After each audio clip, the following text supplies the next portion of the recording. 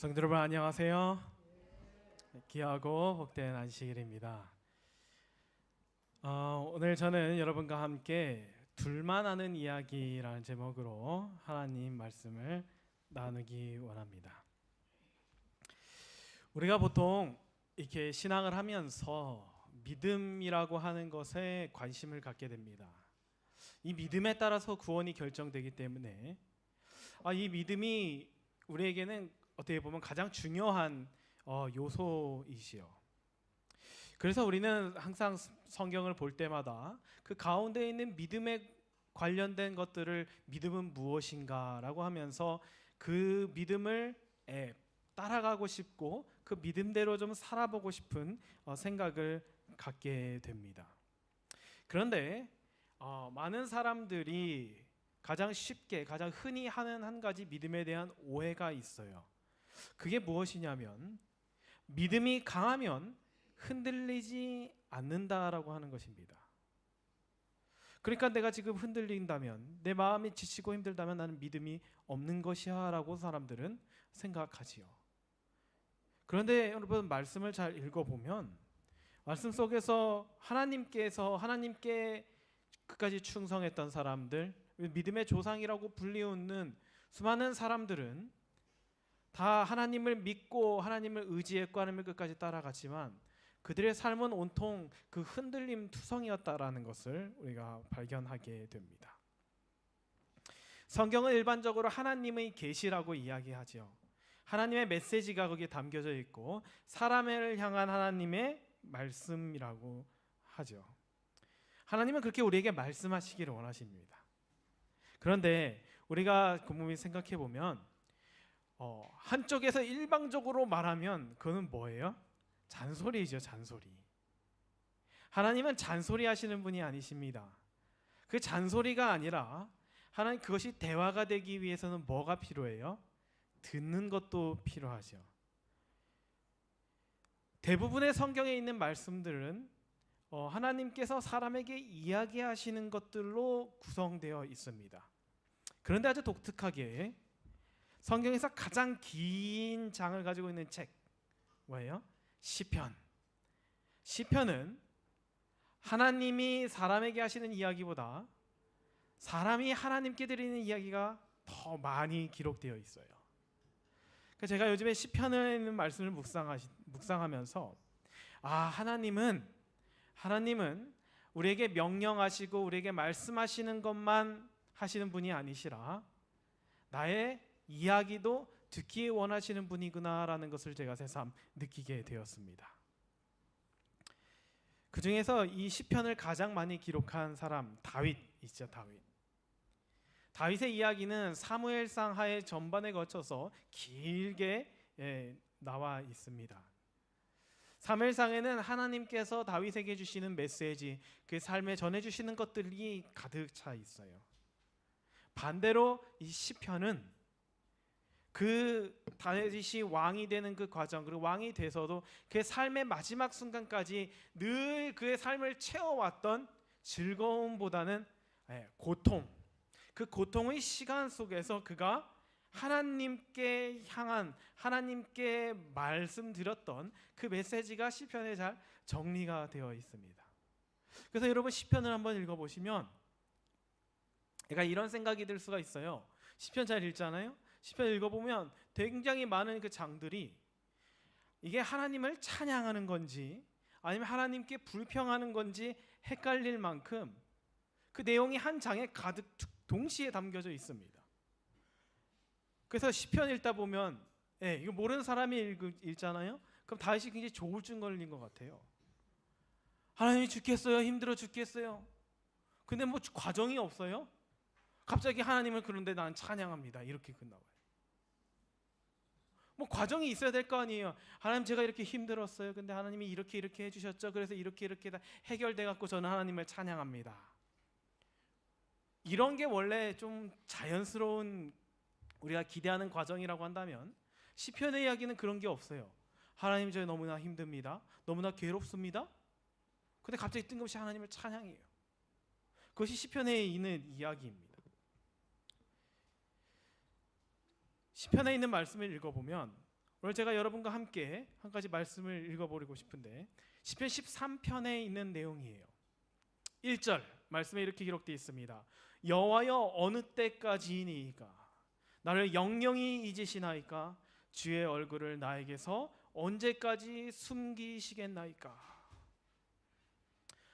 지금 성경에 기록됐으니까 그냥 문학적으로 아름답게 묘사되어 있지만 쉽게 이야기해서 무슨 말이에요?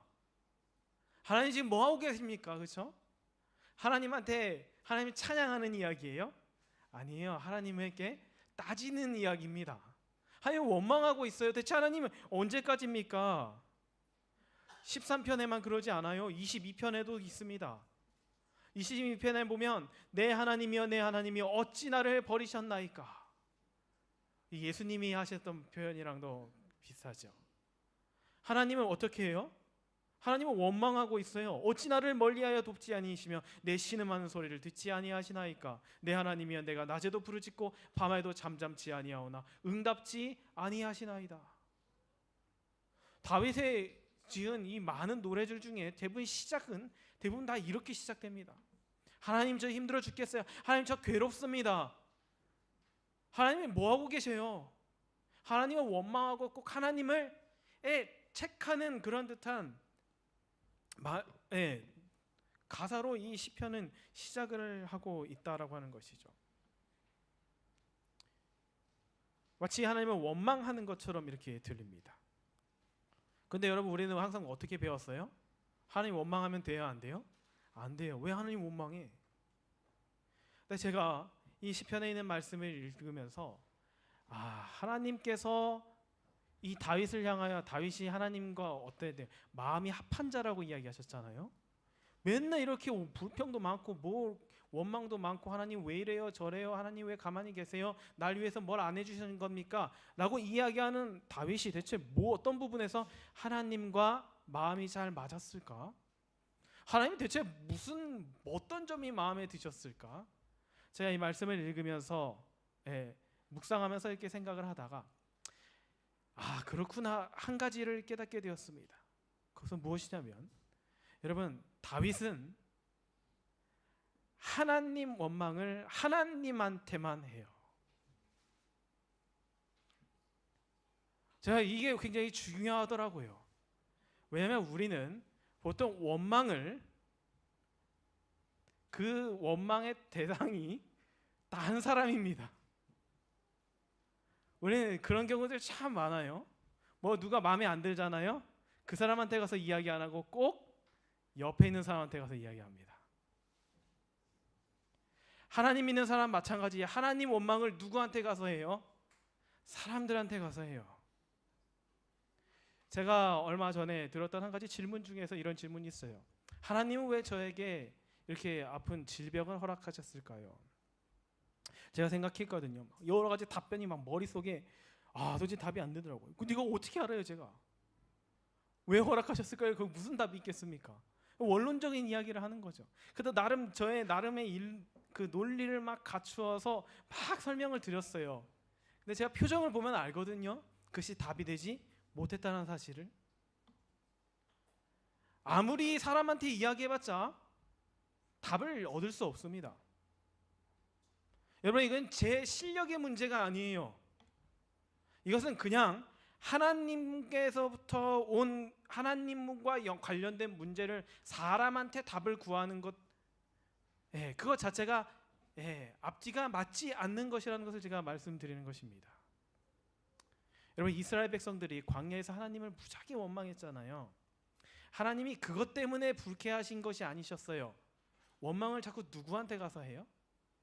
모세한테 해요. 모세. 물이 없는 곳으로 인도하신 것은 하나님이신데 자꾸 불평을 누구한테 합니까? 모세한테 해요. 여기 물이 없냐? 집사님 왜 물이 없어요? 목마른데 여기? 왜 없어요? 물이 없도록 허용하신 분은 하나님이신데 자꾸 누구한테 가요? 모세한테 찾아가서 불평 불만을 쏟는 거예요.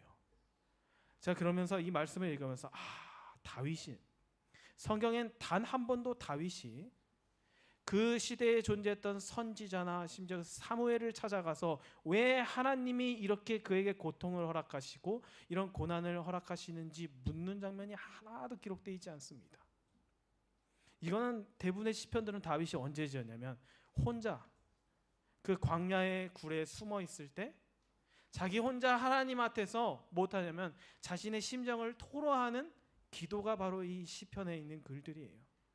하나님, 저 힘듭니다. 하나님, 저 죽겠습니다. 근데 오늘 아주 중요한 한 가지 사실 우리가 기억해야 될 것은 뭐냐면 여러분, 하나님 원망은 누구한테만? 하나님께만 하셔야 합니다. 그거는 하나님을 원망하고 책하고 따지고 들라고 우리가 뭔가 시비를 거는 것이 아니라 하나님께서만 해결하실 수 있는 그 문제를 하나님께만 가져가는 것, 그것이 다윗이 가졌던 굉장히 큰 장점이자 그의 믿음의 모습이었다라고 하는 거예요. 근데 우리는 너무나 쉽게 어떻게 해요? 하나님 원망을 다른 사람한테 합니다. 이 사람 원망을 저 사람한테 해요. 다윗은 한 번도 그러질 않았습니다. 그것이 왜 그렇게 중요한가?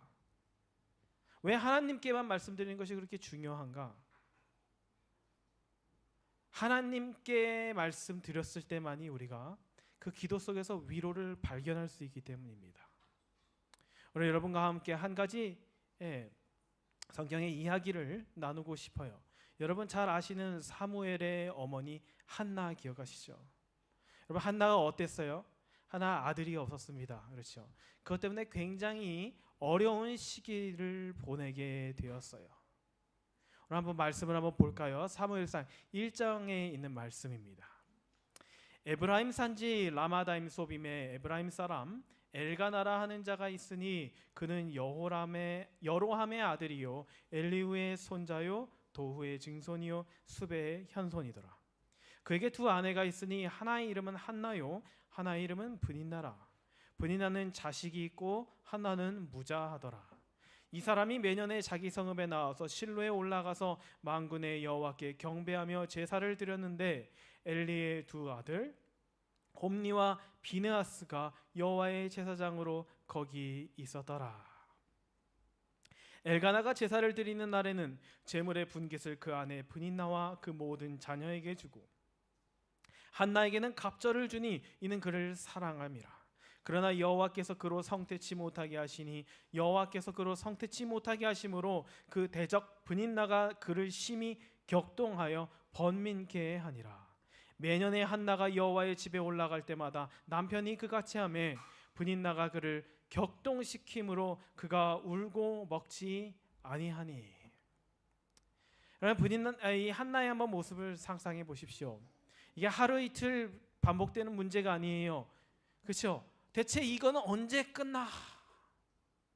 그런 문제들이 있잖아요. 오늘 다윗이 하나님께 고백할 때도 그렇게 이야기해요. 시편 13편 하나님이 대체 언제까지입니까? 내 고통은 언제까지입니까? 한나가 그랬던 거예요. 한나도 그랬어요. 대체 끝이 안 나요. 한 해 나오면 나겠지. 두 해 좀 지나면 괜찮아지겠지. 브닌나가 아들을 좀 낳고 제가 좀 컨디션이 좋아지고 기분이 좀 괜찮아지겠지. 그렇지 않은 거예요. 남편이 사랑해주면 괜찮겠지? 그래요? 아니에요. 남편이 사랑해주니까 도리어 그 사랑이 뭐가 돼요? 브닌나를 더 화를 돋구는 걸로 만들어갖고 더 마음이 힘들어지고 더 괴로워지는 것입니다. 그래서 성경은 이야기하죠. 그가 여호와의 집에 올라갈 때마다 울고 먹지 못하는 거예요. 가장 어떻게 보면 하나님 안에서 즐겁고 행복해야 될 시간이 가장 끔찍한 시간으로 변하는 것입니다. 뭐 되는 게 없어요. 예배 드리러 왔는데 예배가 돼요? 안 돼요? 안 되죠. 예배가 안 되는 것입니다. 어떻게 해야 해요? 아마 남편이랑도 이야기 많이 했을 거예요. 그래서 그 뒤에 나옵니다.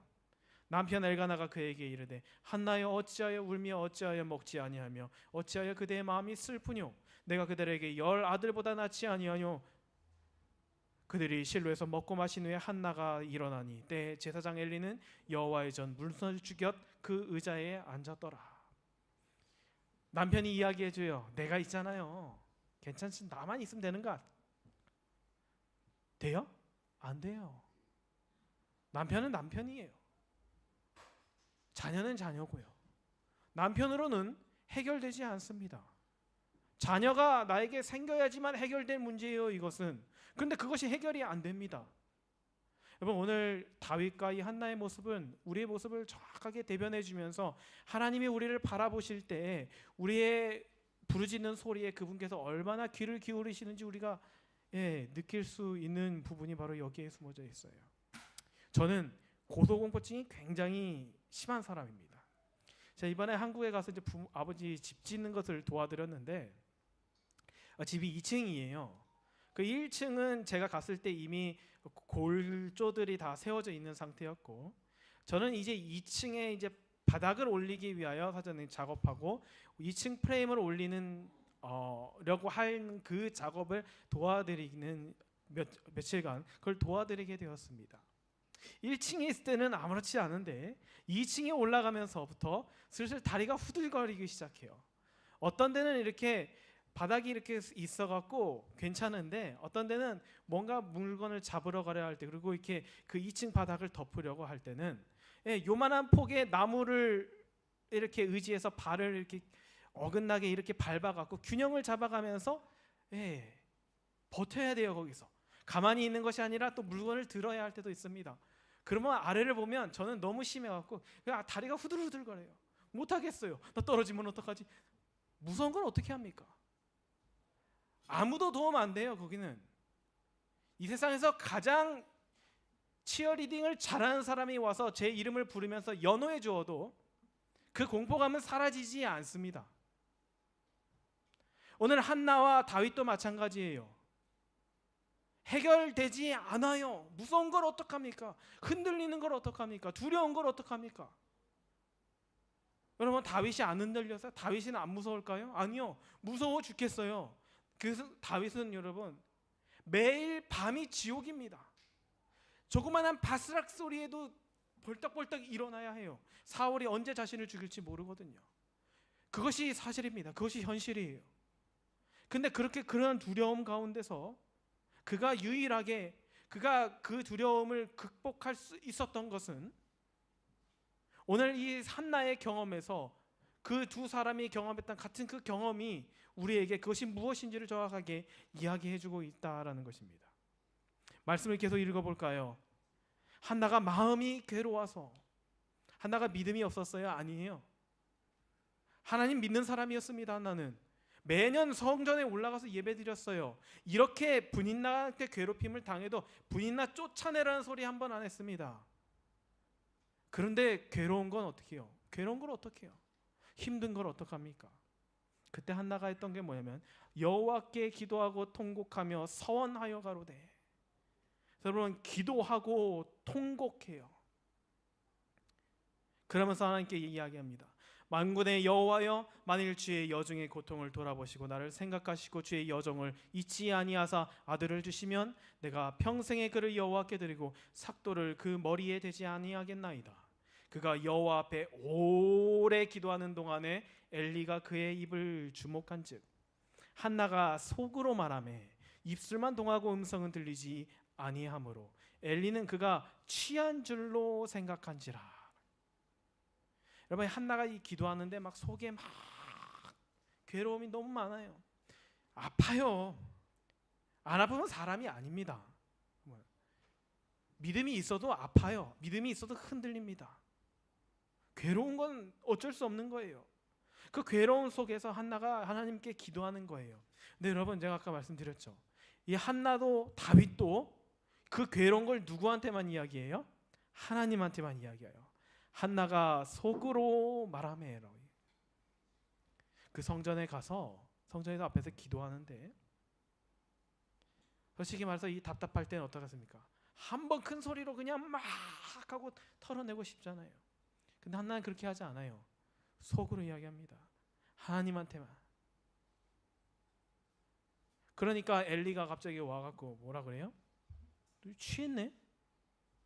그 당시에 상황이 얼마나 엉망인 줄 아시겠죠? 엘리가 이렇게 한 거는 뭐냐면 이게 아마 한두 번이 아니었을 거예요. 한나 말고도 많은 사람들이 와갖고 뭐예요? 취해서 와서 이제 명절이잖아요. 명절인데 취해갖고 와갖고 해롱해롱대면서 기도를 하는 둥마다 아유 하나님 아유 이러면서 하는 사람들이 너무 많았던 거예요. 그러니까 엘리가 봤을 때도 얘도 또 취해갖고 기도하고 있네라고 생각한 것이죠. 그런데 한나가 그때 대답합니다. 너 취했지? 포도주 끊어라고 이야기하자. 한나가 이렇게 이야기해요. 대답하여 가로되 나의 주여 그렇지 아니하나이다. 나의 마음이 슬픈 여자라 포도나 독시를 마신 것이 아니요 여호와 앞에 나의 심정을 통한 것뿐이오니. 그래서 이 통한 것뿐이오니라는 그 말씀을 뭐라고 이야기하냐면 영어 성경이 여기서 잘렸는데 영어 성경에서 뭐라고 이야기하냐? pour out이라고 해요. pour out. 쏟아내었다라고 이야기합니다. 하나님 앞에 자기가 가지고 있는 걸 다 쏟아낸 거예요. 그냥 막 하나님 이제 힘들어 죽겠어요. 저 사람 미워 죽겠고요. 분인 나 그렇죠? 그런 생각 안 했겠어요? 아우 저 꼴 보기 싫은 저 여자 에이 이혼이나 했으면 좋겠다. 떠났으면 좋겠다. 아주 온갖 생각이 다 들었을 것 아닙니까? 그거를 누구한테요? 다 하나님께만 쏟아내고 있는 거예요 지금. 여러분 믿음은 그런 것입니다. 여러분 하나님만 신뢰한다라고 한다면 하나님께만 쏟아낼 줄 알아야 하는 거예요.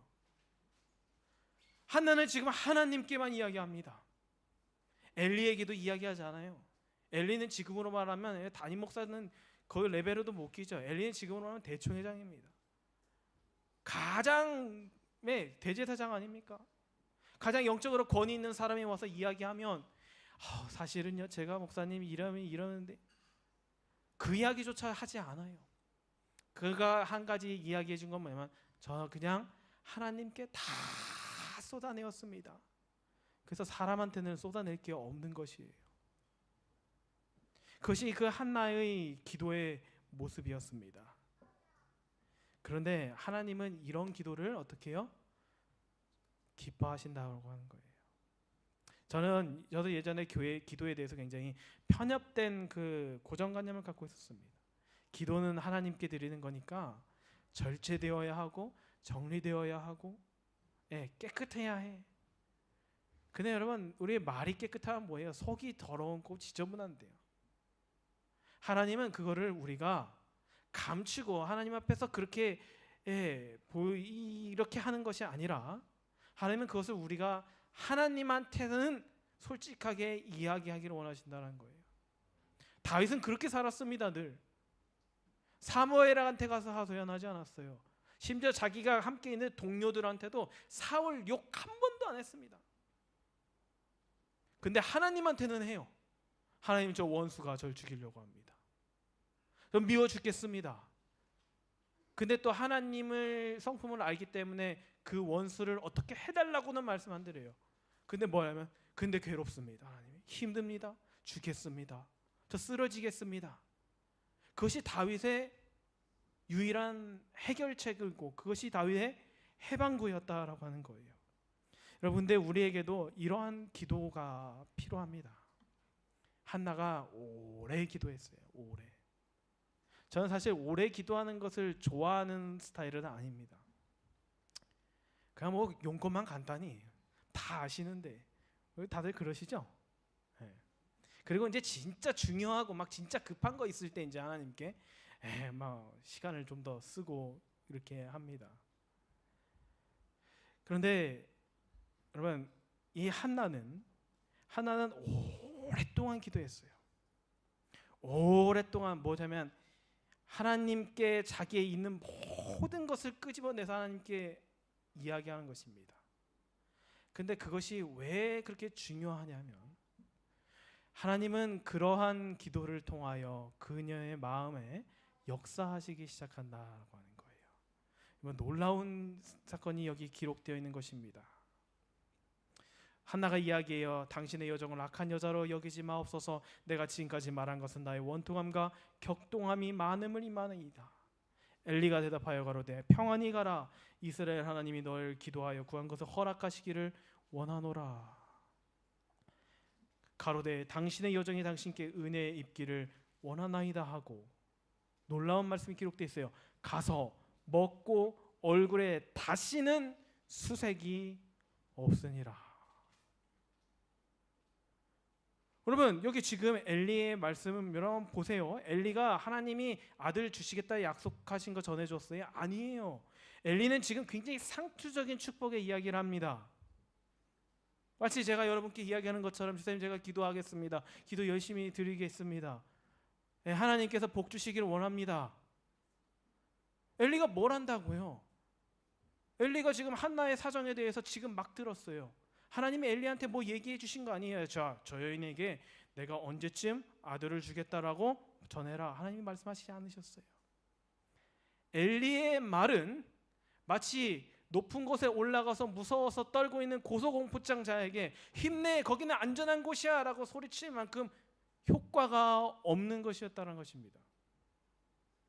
근데 한나에게 그에게 힘을 가져다 주었던 것은 뭐냐면, 그가 오랫동안 하나님에게만 그의 것을 쏟아낼 때 하나님께서 그의 마음에 역사하셔서 아무런 환경의 변화가 일어나지 않았음에도 불구하고 마음에 평안을 찾을 수 있도록 하셨다라고 하는 거예요. 하나님이 약속하시지 않으셨어요? 여기서 아들이 태어났어요? 아니에요. 제가 아무것도 변한 것이 없습니다. 누가 변했어요? 한나가 마음이 변했어요. 기도하면서 마음이 변하게 된 것입니다. 그러면서 뭐라고 가서 먹고 얼굴에 다시는 수색이 없느니라. 하나님만이 해결하실 수 있는 문제를 하나님께만 문의했을 때 하나님만 주실 수 있는 답을 얻게 될 수 있다라는 사실입니다. 여러분, 이것이 기도의 가장 큰 힘이라고 하는 거예요. 상황은 전혀 변하지 않습니다. 왜 다윗이 그렇게 조울증처럼 보일 수 있는 그런 기도를 드릴 수 있었냐고요? 왜 그런 시편을 지었냐고요? 여기에 답이 나와 있어요. 그가 그렇게 하나님께 원망과 그런 자신을 하소연하는 것처럼 보여 들려지는 자신의 속마음을 주님께만 다 쏟아내었을 때 하나님이 그와 대화하시면서 그가 대화를 통하여 못해요? 하나님의 들리는 음성과 그분께 주시는 그러한 생각들과 마음으로서 치료받았다라고 하는 것입니다. 사울은 여전히 쫓아오고 있어요. 오늘 밤도 그는 불편하게 잘 수밖에 없습니다. 그럼에도 불구하고 그의 마지막 기도의 끝은 뭐냐면 하나님을 찬양하게 되었다라고 하는 거예요. 오늘 사울 이 한나의 경험은 그것을 정확하게 더 언급해주고 있습니다. 그들이 아침에 일어나 여호와 앞에 경배하고 돌아가서 라마의 자기 집에 이르니라. 엘가나가 그 아내 한나와 동침함에 여호와께서 그를 생각하신지라. 한나가 잉태하고 때가 이름에 아들을 낳아 사무엘이라 이름하였으니 이는 내가 여호와께 그를 구하였다 함이더라. 여러분, 놀랍지 않아요? 정말 놀라운 이야기입니다. 한나가 잉태하고 뭐가 이르렀대요? 때가 이르렀대요. 한나는 지금까지 몰랐어요. 왜 지금 안 생기지? 왜 지금 아니지? 이번에도 교회 갔다 와서 기도했는데, 이번에도 성전에 갔다 와서 하나님께 제사도 드렸는데 왜 아니지? 그 답을 언제 얻어요? 그 답은 한나가 하나님께만 그 속을 다 털어놓고 그분께 기도하고 그분께 모든 자기의 짐을 옮겼을 때 그때 나타났다는 것입니다. 그래서 이름을 뭐라고 짓냐면 사무엘이라고 져요. 내가 기도했다, 하나님은 들으셨다. 이름이 뭐예요? 내가 기도했다예요. 사무엘이 태어나서가 아니라 내가 기도했다라는 것에 초점이 맞춰져 있는 것입니다. 하나님께서 들으셨어요. 언제요? 그의 기도가 마친 후에라는 것이죠. 근데 그의 마음은 회복되었습니다. 언제요? 그의 기도가 마친 후에라고 하는 거예요. 상황은 변치 않지만, 어려움은 해결되지 않지만, 고통은 여전히 남아있지만 어때요? 내 마음은 하나님의 주신 약속에 대한 확신과 신뢰로서 가득 참으로써 감사함이 넘치면 그 마음으로 한나가 집으로 돌아가게 되었다라고 하는 것이죠. 그리고 나서야 하나님의 말씀이 이루어지고 그분의 약속이 성취되었을 때 사무엘이라고 이야기합니다. 이 시편에 있는 말씀은 이렇게 이야기해요. 나는 오직 주의 인자하심을 의뢰하였사오니. 하나님 힘들어 죽겠어요? 괴로워 죽겠어요? 언제까지 이 일이 갑니까? 라고 이야기하면서 바로 이어서 뭐라고 하냐면 나는 오직 주의 인자하심을 의뢰하였사오니. 굉장히 조울증 같은 느낌이죠. 내 마음은 주의 구원을 기뻐하리이다. 내가 여호와를 찬송하리니 이는 나를 후대하심이로다. 시편 13편은 이렇게 짧습니다. 하나님 저 힘들어 죽겠어요. 근데 하나님 의지할 겁니다. 그러니까 갑자기 기쁘네요. 하루아침도 아니에요. 그날 그 기도의 시간에 그는 하나님을 의지하기로 선택하고 하나님과 깊은 교제 안에 빠졌을 때 그 더러운 감히 하면 안 될 것 같은 그런 속마음마저도 하나님 앞에 다 내려놓고 그분께 드렸을 때 하나님이 그 마음속에 역사하시면서 그에게 평화를 주시고 그에게 찬양할 수 있는 그런 마음을 허락하셨다라고 하는 것입니다. 마태복음에 이런 말씀이 있죠. 수고하고 무거운 짐진 자들아 다 내게로 오라. 내가 너희를 쉬게 하리라. 여러분 우리의 삶 속에는 하나님과 나만 아는 둘만 아는 이야기가 있어야 합니다. 소문내지 말 사람들한테 힘든 거 이야기하는 것도 좋을 때 있어요. 필요에 따라서는 도움을 요청할 수 있죠. 그것에 대한 이야기가 아닙니다. 이것은 하나님만 해결하실 수 있는 문제를 하나님과만 나누라고 하는 거예요. 하나님만이 해결하실 수 있는 문제를 사람과 나눌 때에 하나님께 영광이 되지 못한다라고 하는 것입니다. 그래서 예수님께서 말씀하셨어요. 모두 다 내게로 오라. 그러면 내가 너희를 쉬게 하리라. 여기 지금 성경절로 나와 있는데 실물교훈에 보면 이런 말씀이 나와 있습니다. 어찌할 바를 모를 때와 어려운 일에 직면하게 될 때에 인간에게 도움을 구하지 말라. 모든 것을 하나님께 맡겨라. 다른 사람에게 어려운 사정을 말하는 습관은 우리의 연약하게 만들 뿐 아니라 그들에게도 아무런 힘을 주지 못한다. 그러한 습관은 우리의 영적 연약함 때문에 그들에게 그들이 해결할 수 없는 무거운 짐을 지어주게 된다. 우리는 절대로 실족함이 없으시고 무한하신 하나님의 능력을 받을 수 있는데도 불구하고 실족함이 많고 유한한 인간의 도움을 구한다. 여러분 하나님과 둘만 하는 이야기를 매일 나누게 되시기를 간절히 소망합니다. 하나님만 해결하실 수 있는 문제를 하나님과만 상의하시기를 바랍니다. 여러분 긴 시간을 확보하시고 충분한 시간, 충분히 하나님과 그 교제를 나눌 때 그것은 우리의 간구, 우리의 부탁이 너무 길어서 가엾고 기특해서 하나님께서 그것을 응답하시는 것이 아니라 하나님께서 왜 이렇게 나에게 고통을 여전히 허락하시는지, 대체 언제까지 이것이 지속될지 모를 만큼 길게 느껴지는 이 모든 것들이 하나님께서 다 나를 사랑하시기 때문에 주신 것이라는 것을 우리가 가슴으로 느껴야 되는 그런 축복을 하나님께서 우리에게 허락하실 것이라는 것입니다. 둘만 아는 이야기, 오늘 그 이야기로 여러분 살아가신 저 여러분 되시길 바라면서 오늘 말씀을 마치겠습니다.